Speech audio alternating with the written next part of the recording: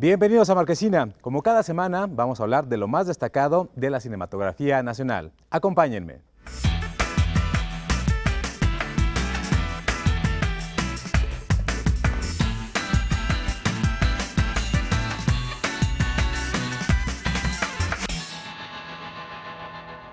El cine mexicano se ha convertido en uno de los mejores embajadores de nuestra cultura. Es apreciado y reconocido en todo el mundo.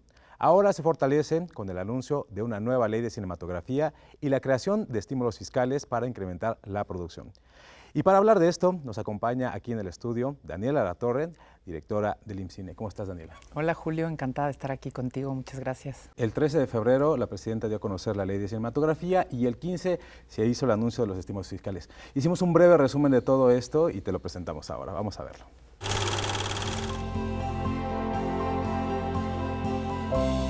El cine mexicano volvió a ser parte de la agenda política nacional. El segundo fin de semana de febrero será histórico para esta industria, pues la presidenta Claudia Sheinbaum dio a conocer un plan integral de apoyo al cine nacional que incluye una nueva ley de cinematografía y estímulos fiscales para la producción de audiovisual en el país. Este incentivo tiene una comisión del gobierno que busca realmente apoyar, ¿no? Que se desarrollen aquellas producciones que de otra manera a lo mejor no tendrían la oportunidad, y al mismo tiempo atraer producciones internacionales, pero garantizando que se contrate a las y a los mexicanos en todos los oficios que tienen que ver con la cinematografía. Lo que se busca implementar es algo que se conoce como tax rebate, que a la fecha solo operaba en Jalisco. Las producciones podrán reclamar hasta el 30% del impuesto sobre la renta, pero deben comprobar que el 70% haya sido gastado en servicios o talento nacional. El tope del apoyo será de hasta 40 millones de pesos por proyecto. Cuando quise venir a hacer mi película a México, no podía conseguir el dinero, me lo daban si me iba a cualquier otra parte menos México. ¿Y cómo se le hace una carta de amor a México y se firma en Australia? O en la República Dominicana, o en Colombia, o en las Islas Canarias. Y claro, es porque todos estos países tenían estos incentivos que nosotros no teníamos. El viernes 13 de febrero también se dio a conocer la nueva ley de cinematografía, que entre los puntos más destacados busca salvaguardar la memoria audiovisual de México y establece la permanencia mínima de películas mexicanas en salas comerciales, algo que ya existía, pero que nunca se cumplió. Algo que también les va a gustar a ustedes, que es que se regula el 10% obligatorio a exhibición de cine nacional en salas con supervisión semestral, con horarios más justos, más equitativos. Se reconoce al cine como parte de nuestra memoria cultural. Ustedes saben que antes no había un resguardo de todos los largometrajes, se podían ir perdiendo, y ahora a través de Cineteca vamos a tener un archivo de todo lo que se produce, que es parte de nuestro patrimonio y nuestra memoria. Cifras del Anuario Estadístico del IMCINE revelaron que del 1 de enero al 31 de diciembre de 2024, el cine mexicano obtuvo 168 premios internacionales. En total, 74 películas fueron galardonadas en 24 países. El cine mexicano se ha convertido en uno de los grandes embajadores de la cultura nacional. Es querido y valorado en todo el mundo. Bueno, es histórico para el cine nacional todo lo que está ocurriendo y hay un montón de cosas de qué platicar. Pero una de las que más llama la atención de lo que mencionábamos en esta nota es la permanencia del cine nacional en salas comerciales, que como ya lo decíamos desde la ley del 92 ya se contemplaba, pero que nunca se cumplió. ¿Qué va a suceder en ese sentido?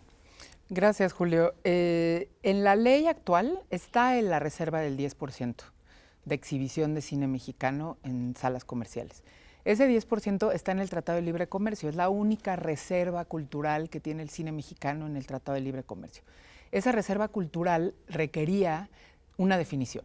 ¿Qué quiere decir el 10% de exhibición? Entonces, en la propuesta de ley que presentamos el viernes con la presidenta, se establece lo que significa el 10% de exhibición. Y es el número de exhibiciones que suceden por cada sala o por cada complejo a lo largo de una semana, con una medición de cumplimiento semestral que también permita hacer un seguimiento. Se establece también que esta reserva de pantalla tiene que tener horarios equitativos, que los avances promocionales deben pasarse por lo menos 14 días antes del estreno de las películas y que las películas deben estar un mínimo de 14 días en pantalla. Esto que permite que esta reserva de tiempo de exhibición se defina claramente y entonces se pueda medir. Ese es básicamente por qué es importante que esta definición esté en la ley. Eso que mencionabas de cuidar y proteger el cine mexicano también tiene que ver con el salvaguardar. Y eso es también muy interesante porque de pronto pues, se producen películas de cine mexicano, ahora las plataformas están produciendo muchas películas, pero ¿dónde quedará eso? Y eso también lo contempla la ley. Sí, como platicábamos al principio, estamos hablando de que la industria cinematográfica, que incluye también el universo audiovisual, ha cambiado muchísimo en todos estos años. Entonces, necesitamos una ley que pueda nombrar que esta industria es muchas más cosas que únicamente las películas que se hacen para salas de cine. ¿Por qué es una ley de cinematografía y audiovisual? Pues precisamente porque hay que entender el ecosistema completo. Es una ley que nombra las salas de cine, que nombra las plataformas, que nombra los espacios de exhibición independiente y en ese sentido se refuerza como el mandato del Estado de salvaguardar ese patrimonio cultural que es el cine, es una actividad prioritaria. Esta ley como el principio rector es la garantía de acceso a los derechos culturales y esos derechos culturales incluyen nuestra cinematografía y por lo tanto se establece que los largometrajes de obras audiovisuales o obras cinematográficas, entendiendo que unas salen a cines y otras no necesariamente su salida primordial, deben tener una copia en resguardo en Cineteca Nacional. Eso no quiere decir que la Cineteca tenga derechos ni que las pueda proyectar, es simplemente un mandato de salvaguarda de patrimonio. Tendrá que pedir permiso a quienes ostentan los derechos para proyectarlas, para que sean parte de circuitos y será parte de su labor, pero lo importante es que haya resguardo de esa cinematografía porque independientemente de dónde se produzca, sigue siendo parte de nuestra memoria cultural. Un poco sí sucede, digamos, en la industria editorial, ¿no? Cada libro que se publica en México se mandan varias copias a la Biblioteca de México y otros lugares, ¿no? Oye, también causa mucha curiosidad este tema del 30%, de este estímulo fiscal, que no tiene que ver con la ley, sino con un estímulo fiscal que es del 30%, que ya funciona en algunos lados, que otros países lo han implementado de manera muy exitosa. Cuéntanos un poquito ahora sí, que explícanos cómo va a funcionar, de qué se trata y cómo puede algún productor de cine independiente o las grandes productoras de plataformas tener acceso a él. Sí, y qué bueno que lo dices, porque son dos cosas distintas. Lo que pasa es que todo sucedió al mismo tiempo, como dices, es un fin de semana importante para el cine. El viernes se presentaron las iniciativas de ley, tanto de cinematografía como de doblaje, que protege a los artistas de doblaje y regula inteligencia artificial. Y el domingo se presentó un nuevo incentivo, y quiero sí dejar muy claro que es un nuevo incentivo que no sustituye al Eficine, que no sustituye el presupuesto del IMCINE y que se agrega a esta política pública integral que de alguna manera refuerza toda la cadena, todo el ecosistema de la industria y todo el ecosistema cinematográfico, porque también hay que saber que no todo es industria, pero este incentivo en particular lo que busca es uno, que seamos más competitivos a nivel internacional con todas las fortalezas que ya tenemos, porque como tú sabes, aún y sin los incentivos, hay muchísimas producciones que se llevan a cabo en territorio nacional. Pero sí es cierto que en los últimos años, los incentivos que existen en otras partes del mundo se convirtieron en un elemento decisivo para que una producción grande decidiera irse a filmar a otro lado o venir a filmar a México. Aún las producciones nacionales, sabemos de muchas producciones nacionales que se estaban haciendo en otros territorios porque a lo mejor eso volvía más competitivo, esos territorios se volvían más competitivos. Entonces, es realmente combinar las fortalezas que ya tenemos, que es un personal técnico capacitado, una infraestructura, una diversidad de locaciones, un país que tiene absolutamente todo, infraestructura, capacidad técnica y obviamente en toda la cadena, y arriba de eso, un incentivo que se vuelva todavía más atractivo venir a filmar a México. Por ahí lo han dicho varias productoras y lo dijo la actriz Alma Hayek el día del evento el domingo. Con esto ya no tenemos comparación, o sea, ya no tenemos competencia, en el sentido que sí se vuelve un territorio muy atractivo. ¿Qué es importante de este incentivo? Uno, que se enfoca en producciones de alto valor. ¿Y eso qué quiere decir? Que para que las producciones puedan acceder a este incentivo, tienen que estar gastando un mínimo en el país. Entonces, estamos hablando de que los largometrajes de ficción y de animación y las series por capítulo tienen que estar gastando por lo menos 40 millones de pesos en el país. En el caso del cine documental y de las series documentales, mínimo 20 millones de pesos en el país. Y también estamos agregando, y creo que esto es un tema muy importante, procesos de animación, de efectos visuales y de postproducción. En ese caso tienen que ser un gasto mínimo de 5 millones de pesos. Y esto lo que hace es que estas empresas de animación, de efectos visuales y de postproducción también tengan la posibilidad de reforzar, porque un proyecto internacional puede venir a hacer toda su animación a México o puede venir a hacer solo su postproducción. Y entonces sí busca fortalecer toda la cadena y todo el ecosistema. Y como lo decías muy bien, obliga a que del 100% del gasto que se hace en México, el 70% se gaste en personas, en servicios y en empresas mexicanas. Eso es parte de los requisitos mínimos, con un tope de 40 millones de pesos por proyecto. O sea, estamos hablando que es hasta el 30% o hasta 40 millones de pesos. Si son 200 millones de pesos lo que se está invirtiendo en el país, sigue siendo 40 millones de pesos. Y lo que recibes es un crédito fiscal.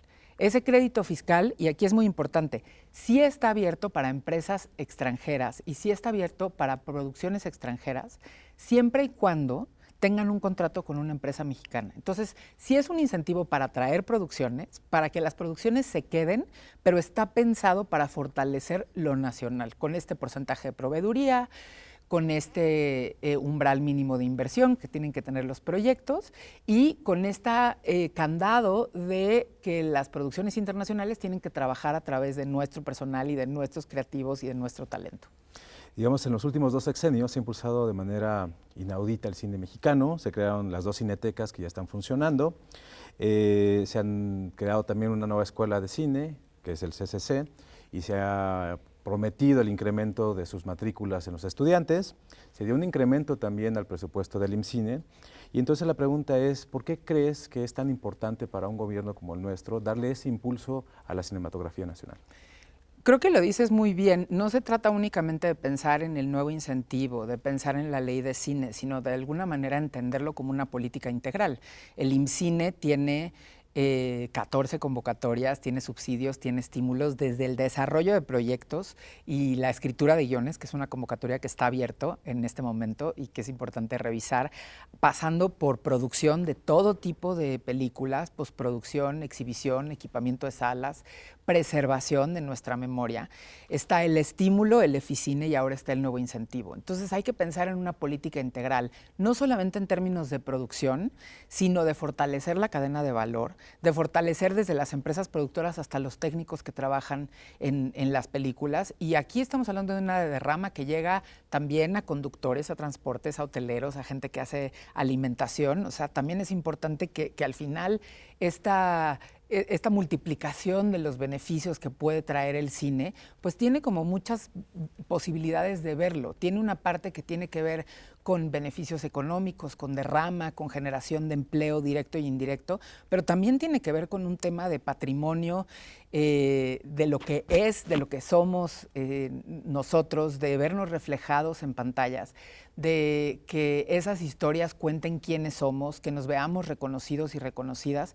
Entonces tenemos que entenderlo como un ecosistema mucho más amplio que únicamente un tipo de películas, ¿no? Estamos hablando de los cines mexicanos y además de los trabajadores y las trabajadoras del cine mexicano. Y entonces, si pensamos que hay más cinetecas y más espacios para exhibir, si pensamos que hay más escuelas, no solamente para formar creativos, sino también para formar técnicos, y tenemos estímulos para producir y para distribuir cine mexicano, y incentivos para que de alguna manera se mueva la producción en nuestro territorio, más técnicos tengan trabajo, entonces pues se cierra un poco un círculo virtuoso en el que hay que entenderlo como una política integral, no solamente como una parte u otra.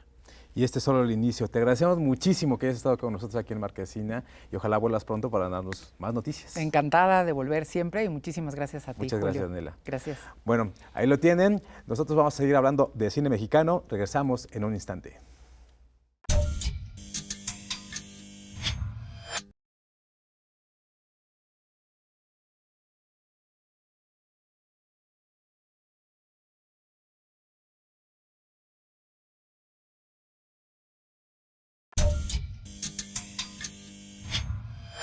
Ya estamos de regreso y ahora vamos a hablar de Como agua para chocolate, que es una historia que no pasa de moda. El amor imposible entre Tita y Pedro sigue conquistando al público. Mi abuela decía que todos nacemos con una cajita de fósforos en el alma. ¿El amor lo puede todo? Esa es la pregunta que intenta responder la serie Como agua para chocolate, que estrena su segunda temporada y con ella llega el final de la historia.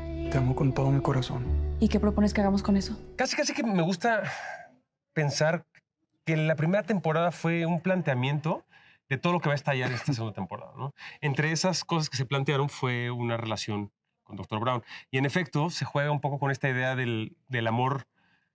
Perfecto. El amor que te hace bien contra el amor que quieres. Dicen que por las noches... Los personajes femeninos cobran fuerza. Cada una de estas mujeres busca tomar las riendas de su destino. Y esto se nota más claramente en el personaje de Gertrudis, la oveja negra de la familia. Desde un principio me decían que Gertrudis es una mariposa libre, ¿no?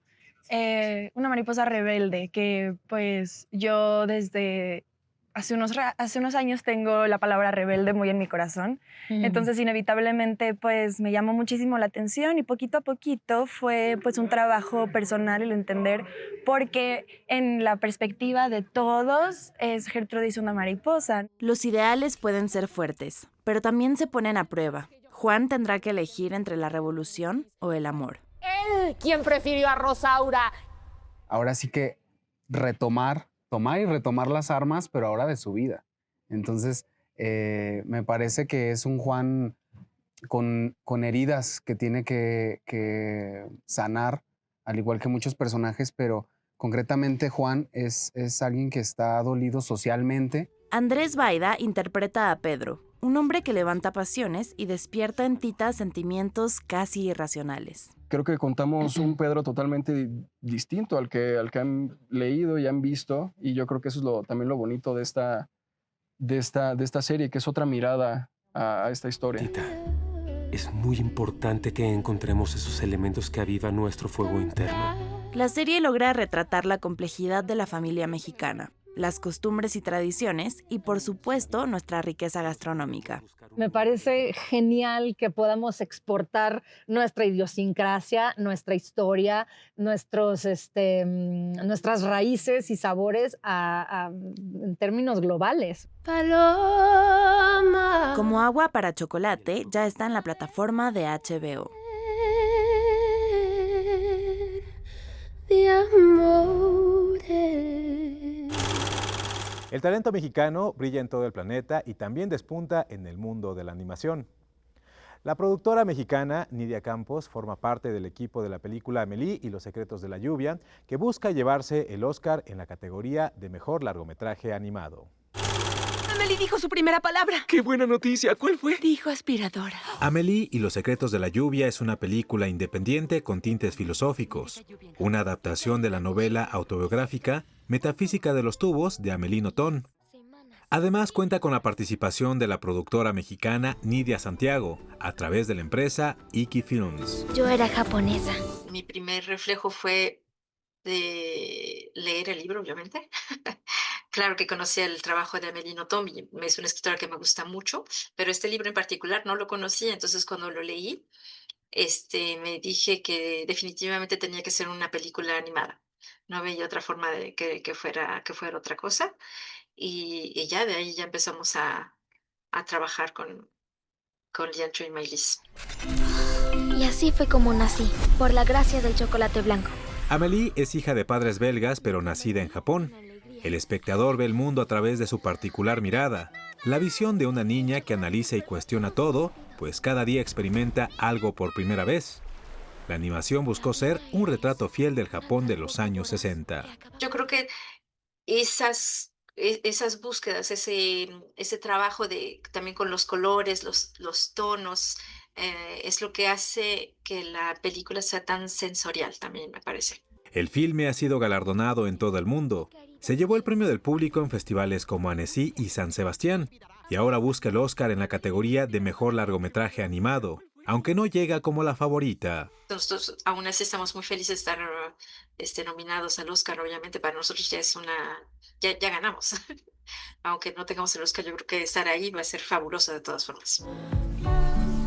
Ya que todo lo que me fue dado me será quitado. Para su siguiente proyecto, Nidia Santiago tiene los ojos puestos en México y destaca la evolución de la animación en nuestro país. Yo estoy sorprendida justamente que haya tanto talento también en México desde hace, no sé, unos 10 años.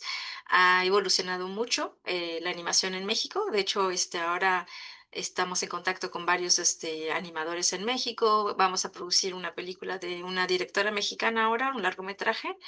Y hay muchísimo talento. Se trata de la película Colaval de la joven cineasta Carla Velázquez, que ya ha trabajado con estudios como DreamWorks, Cartoon Network, Anima Studios, Discovery Kids y HBO. Amélie y los secretos de la lluvia. Esperemos que Nidia Campos se lleve el Oscar en la próxima edición de esta entrega de reconocimientos. Y también estaremos esperando noticias de esta nueva producción que realizará en México. Nosotros regresamos en un instante.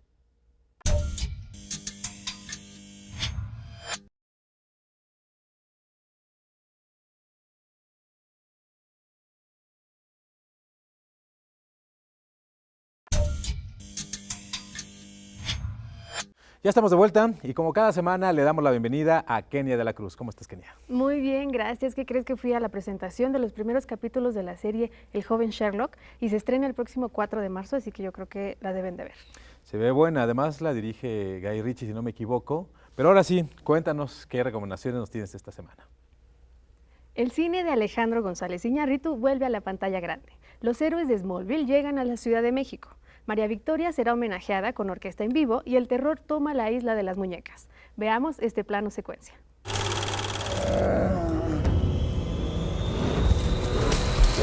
A 10 años de su estreno, El Renacido, dirigida por Alejandro González Iñárritu, regresa a las salas de cine este mes de febrero con un reestreno especial.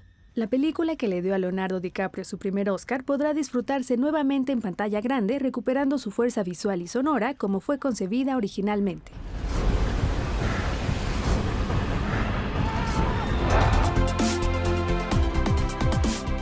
La Mole 2026 se realizará en marzo en el World Trade Center de la Ciudad de México y contará con la presencia de Tom Welling, protagonista de Smallville, además de los actores que dieron vida a Lex Luthor y Lana Lang. Una oportunidad para los seguidores de la serie de acercarse a sus personajes en firmas y sesiones fotográficas.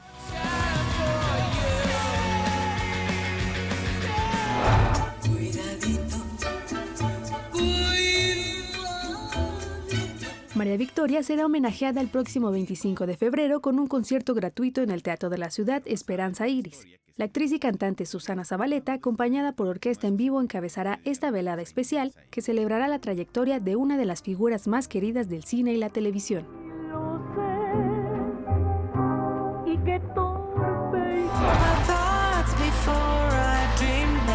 Y el 21 de marzo, el Horror Film Camp se llevará a cabo en la Isla de las Muñecas en Cuemanco, al sur de la Ciudad de México. Un campamento cinematográfico nocturno dedicado al ocultismo y al horror, con proyecciones especiales, actividades temáticas y experiencia de campamento para quienes decidan pasar la noche en uno de los escenarios más inquietantes del país. Muy interesantes todas estas propuestas. Kenia, además, ¿sabes qué? Me di cuenta que hace muy poco llegó otra vez a la plataforma de Netflix la serie de Smallville, así que si la quieren ver, ahí está. Y sabes, también hay que recordar que Leonardo DiCaprio está nominado al Oscar con Una batalla tras otra, que también va a regresar a los cines. Pues bueno, va a haber mucho cine y muy buenas propuestas. Nos vemos la próxima semana. Muchas gracias, Kenia. No, gracias a ti. Nos vemos en el próximo plano secuencia. Y ahora vamos a hablar de la película La voz de Jim Rahab, que también está nominada a los premios Oscar en la categoría de Mejor Película Extranjera.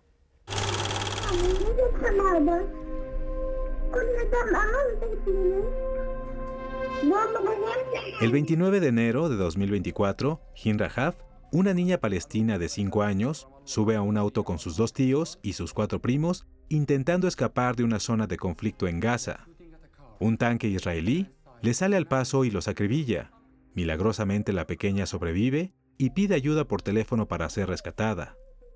Su historia quedó plasmada en la película La voz de Jim Rahab. It's sad to make a movie like this. It's the last thing we need to do is movies about people being killed in the most brutal way. And I believe, if I was the most evil person, I wouldn't be able to write this kind of story. It will be like, that's can't be true, but it is there, and it's sadly there is people who call themselves a human in the Israeli army, which is like it's far away from humanity. El filme recrea los momentos tensos que vivió el equipo de la Luna Roja y todo lo que tuvo que hacer para intentar rescatarla. Pero la llamada es real. Lo que escucha el espectador es el archivo de audio con la voz de Hin Rahaf. Se siente su desesperación, su miedo, y se oye el asedio de los militares. We did this movie to honor her voice, to keep it as a memory, so that never happen again to our kids. But sadly, it's still happening to some of our kids back home in Palestine. So our my goal from this film, if you're asking me, that's I want the people to understand what is going on in Palestine and what is happening over there. It's not just something you can read in a news article and that's it. It's a whole life in there, and people are being put on the line of death. La voz de Hin Rahaf ha sido ovacionada en todo el mundo. Ahora compite por el Oscar en la categoría de Mejor Película Extranjera. Pero lo más importante es que abre una rendija a una realidad terrible. Una realidad que muchos desconocen y otros se han negado a ver. It got amazing team behind it, amazing EPs also behind it. I'm super grateful, but all I'm thinking all the time, will that really do a change? And that's what I'm hoping for. We have screened the movie in the United Nations, in the American Congress, in the UK Parliament, and in the European Parliament, in hope that the people in power, the decision makers in the world, will look at it and understand what's happening in Gaza. And in the end of the day, we just brought one story from thousands of stories back home in Palestine. Es difícil no hablar de genocidio cuando las cifras muestran una cruda realidad. UNICEF reveló que en los últimos 2 años se ha constatado la muerte o la mutilación de 64,000 niños en toda la franja de Gaza. El caso de Hin Rahaf solo fue uno de ellos.